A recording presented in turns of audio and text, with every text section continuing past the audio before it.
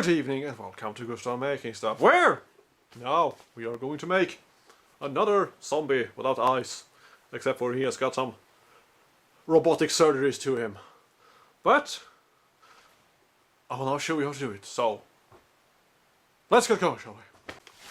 So what you need is a latex face or mask or something, and some false teeth, and a glue gun, and stuff, and paint. So we're starting here by cutting up my beautiful 15-year-old face, which is halfly fixed.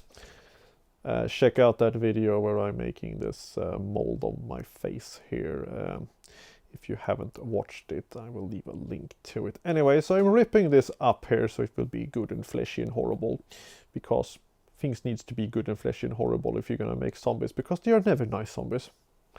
Anyway, so now you see I'm cutting that thing up, and I'm also cutting up the other face here, and make sure to make it as, you know, randomly ripper that's possible, because it never usually looks like you expect to do, kind of wounds and stuff like that. So now I'm just removing the lips here to make a pretty smile on this face here, even though it looks like kind of a Rorschach man at the moment. So anyway, when you have done that, you see I'm going to take the glue gun here, which I have a long pointy attachment to it here, and going to use this as kind of a soldering iron to just melt holes into this thing. You can also take a knife and cut this out and then melt it together to get better ledges, like, you know, you do with a soldering iron, or, you know, just the glue gun would be fine for this. So you see, now I'm just starting to come around here and make sure that it will be come off in one big nice chunk there. So you see, there we go. Now we have a hole for the mouth. And now I'm taking this 3D printed teeth that I have, and they can be used for a lot of things, but they are, you know, good to print. But you can also carve some other teeth out of styrofoam or whatever you want to use, but, you know, they are accessible, so why not?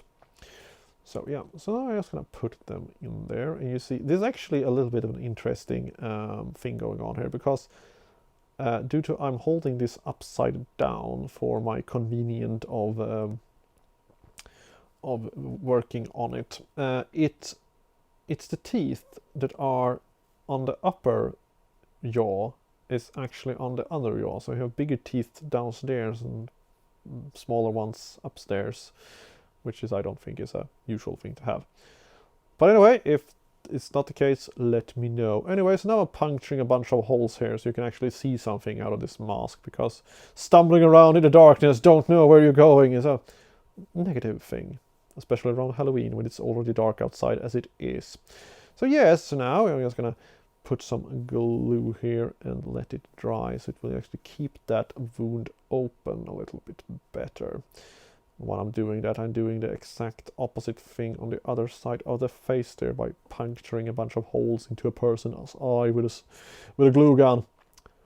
Don't do this to other people, because they will not be your friends then.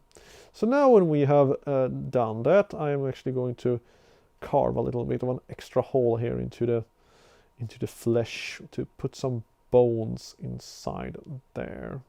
So you should have some distance between them, so it will look like it actually has been bones popping out of that particular area of the face.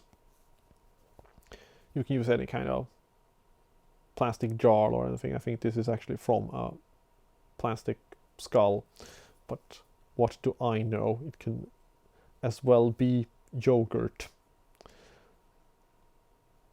So you see, I have just put that on the inside here, and you see you have some more interesting things going on. And now we're gonna cut off the neck here, because it looks strange and doesn't really work for the applications I want it for. So I'm just gonna remove the neck here with one solid fantastically good cut, and then just, you know, cut that thing up. And I'm actually gonna remelt this and pour it into some other face cast I have here, because it's actually a very good thing to use, because you get them out very quickly. They just have to cool down. So now you see here, now I have some makeup and some paint and stuff like that, and let's start making this look less robbery. So now we're just gonna take some blood paste here that looks like dried up blood, which you can buy, and just gonna put some water into it so it will, you know, look a little bit more fleshy and red and stuff like that. But it dries up, it actually becomes more brownish, so it's actually it's a very good product. So now I think it is made by Matrix, I think. So anyway, we're gonna paint that on here to make the lips a little bit more black and rotten and disgusting. So now when you have done that, I'm just going to yellow down the teeth a bit, because I think they look a little bit more plastic. If they are Hollywood white, let's say it like it is, artificially whitened teeth, and also then we're going to have some yellow on the bone. There's the bone that starts, you know, rot away and things like that. So now when we have done that, we're just going to put on some white here onto the flesh here, so it will have some highlighting on it, and also it looks a little bit more drier up there. Now we're going to paint some other dribbles of glue and stuff like that, which you can use to your advantage to make this look like, you know, some disgusting liquid just leaking out of the face. So now we're just going to make another layer, a little bit more pink here, so we have some definitions into the color thing here, and also it takes a little bit of a water and use it as a wash here to make some more black definition into the cracks there. Why I'm doing this on top of the highlights is because the highlights will be, you know, dialed down a little bit, so it doesn't look so much artificial. Yes, and now we're actually going to have a little bit more of a blood thing going on here outside of the lips, and also some black inside the nose. I could make holes for the nose so I can actually breathe better, but you know, it's very easy to be Captain Hindsight here. So now I'm just gonna, you know, put some paint here to, you know, make it look a little more like a human flesh color thing going on here, and put some paint into the wrinkles so they will show off and stuff like that. Which instantly make the face look more realistic. Even if you have very subtle wrinkle things going on, it looks, you know, more, it looks better. You can also sculpt this in if you know, have more Captain Hindsight on that also. But anyways, now we're just gonna highlight this here some more with some more fleshy little white, almost pinkish white here. So you see that it pops up a little bit more, but it doesn't look too artificial.